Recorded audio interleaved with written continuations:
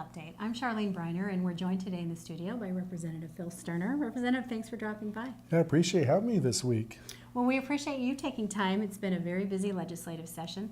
I want to talk today about a lot of the work that you're doing on military and veterans issues. First of all, I know that you passed a bill earlier in the session that's really designed to help veterans in the voting process. Tell us a little about that. Well, yes, it's really designed to make it easier for the men and women of the military to vote.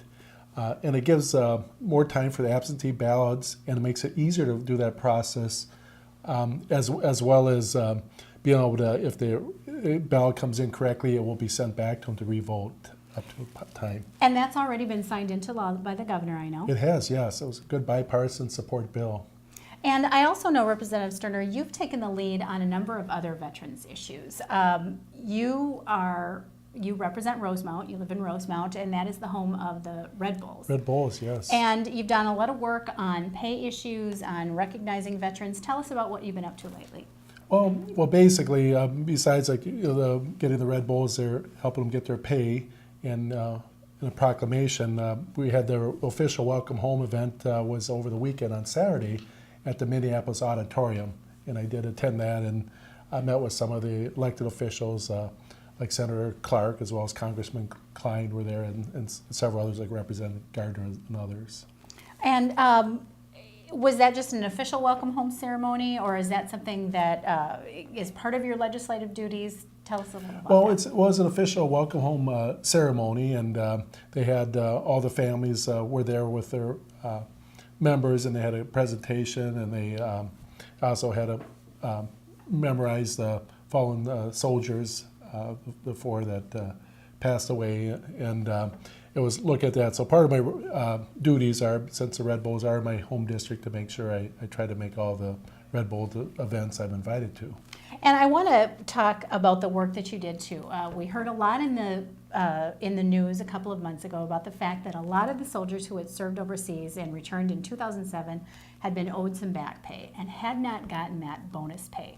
You really did take the lead here in the legislature in making sure that situation was rectified. Where are we standing right now? Have those paychecks started to come? The paychecks have came, and I believe all the Red Bulls have received them, at least in Minnesota, at this time. And why was that so important to you?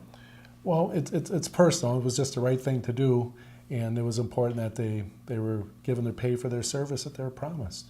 And how did you go about getting that done? I mean, that seems as if it was 3 years, almost 3 years. What did you do to actually get that process moving forward? Well, first we wrote a letter to the Department of Defense, Gates, and talked to him about sending the money to him. And then we also did a bill that we had passed to recommend the pay, and then we did a proclamation as well. So we worked, and I stayed in contact with Red Bulls and the defense, trying to make sure that they got paid.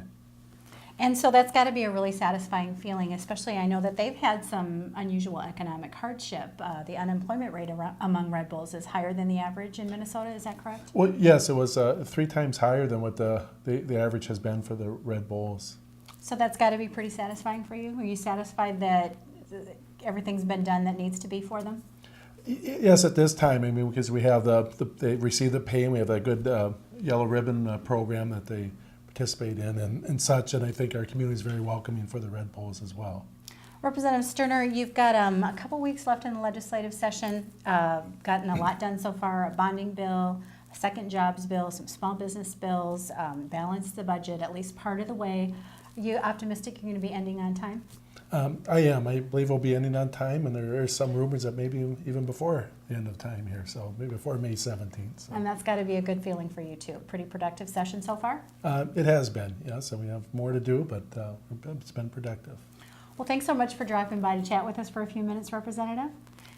Thanks so much for watching us on Capitol Update. We'll see you next time. I'm Charlene Briner with Representative Phil Sterner. Thanks for watching.